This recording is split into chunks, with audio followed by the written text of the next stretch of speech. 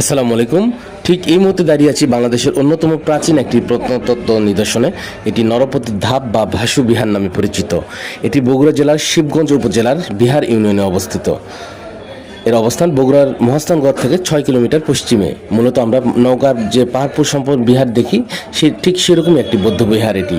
এটি অষ্টম শতকে গুপ্ত ও পালদের স্থাপত্যশৈলী। এটি মূলত বৌদ্ধ বিহার আশ্রম। বর্তমানে শুধু এর ধ্বংসাবশেষ রয়েছে। এর 4 বাহুতে ভিক্ষুদের জন্য 26টি কক্ষ রয়েছে। কক্ষের সামনে রয়েছে বারান্দা। বড় আকারের খোলা একটি অংশকে ঘিরে এসব ছোট আকারের বৌদ্ধ ভিক্ষুদের আবাসস্থল। এখানে একটি মন্দির আছে। এখানে প্রথমবারের মতো খনন কাজ শুরু হয় 1973-74 সালে। এখানে ব্রোঞ্জের তৈরি মূর্তি, বৌদ্ধ মূর্তি, পোড়ামাটির ফলক সহ নানা মূল্যবান প্রত্নতাত্ত্বিক সামগ্রী পাওয়া গেছে।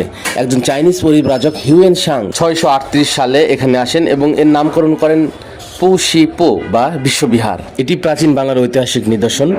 বিশাল সবুজ মাঠের মাঝে লাল ইটের তৈরি স্থাপত্যশৈলী আপনার মন ভালো করবে নিশ্চয়। বর্তমানে বিনামূল্যে প্রবেশ করা যায় এটিতে। পরিবার সহ ঘুরে আসতে পারেন আপনিও।